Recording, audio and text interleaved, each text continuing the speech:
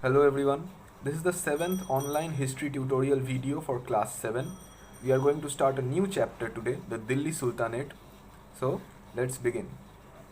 In the previous chapter we saw that regions like Kaveri Delta had a large kingdom which is known as Chola. The Chola kingdom became a seat of power in the Kaveri area. Now, did you notice that there was no mention of a kingdom in the North India or in South India with Delhi as its capital? That was because Delhi became an important city only in the 12th century.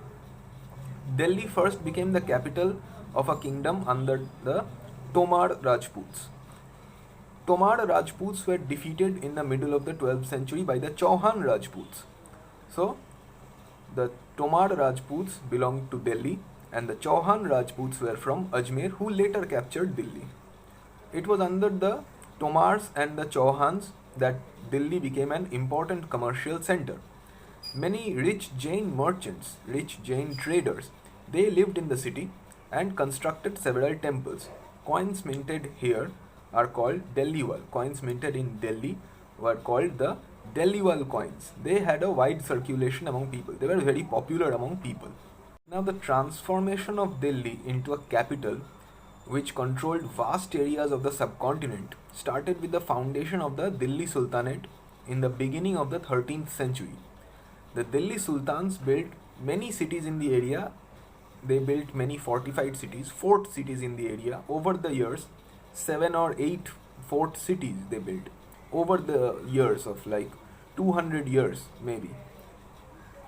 All these fort cities, all these fortified cities are now what we know collectively as the city of Delhi. So there is Siri Fort, which is a city in itself, which was a city in itself. There was Tughlakabad Fort, which was a city in itself. There was the Purana Killa, which had a city inside it. So all these forts were built by the Delhi Sultans over the years.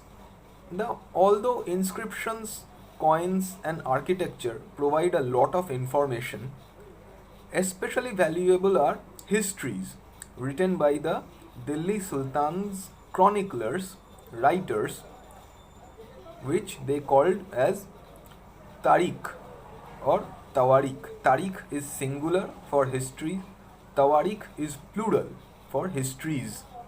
Okay, so these tariqs, these tawariqs, they were written in Persian language. The Persian language was the court language of the Delhi Sultans. The authors of the tawariq were learned men. Who were these learned men? Secretaries, administrators, poets, courtiers.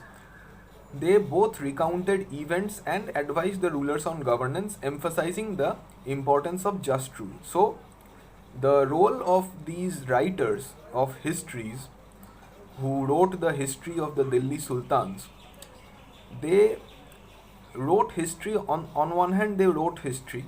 They were writing about the previous rulers, they were writing about previous rule.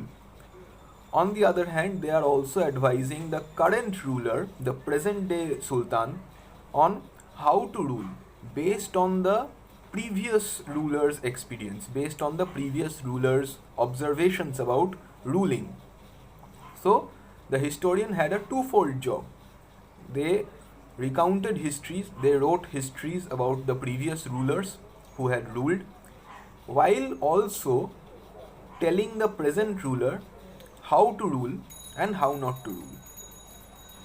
Also, they emphasized the importance of just rule. They gave emphasis, they gave importance to the idea of a just rule, to provide justice for all the people who were under the Delhi Sultan, who were subjects of the Sultan, to provide them all with justice, irrespective of their religion, irrespective of their background, irrespective of their caste, creed, or where they are from.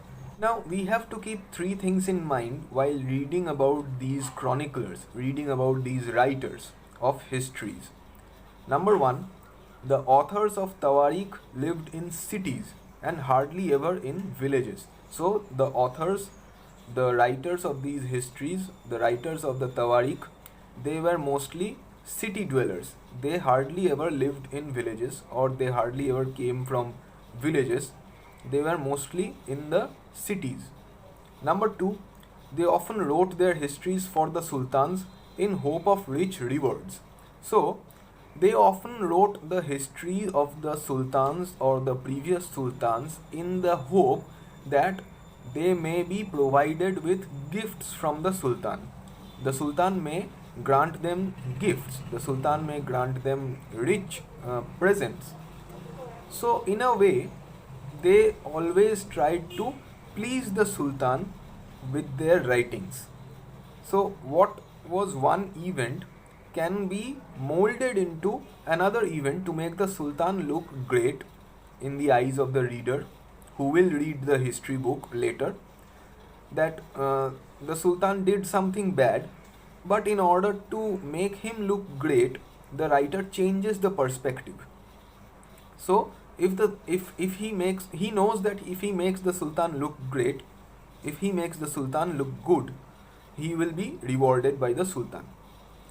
Number 3, these writers advised rulers on the need to preserve an ideal social order based on birthright and gender distinction. Their ideas were not shared by everybody. So the third point is, these writers, they advised the rulers that they need to preserve an ideal social order. What is the ideal social order according to these writers?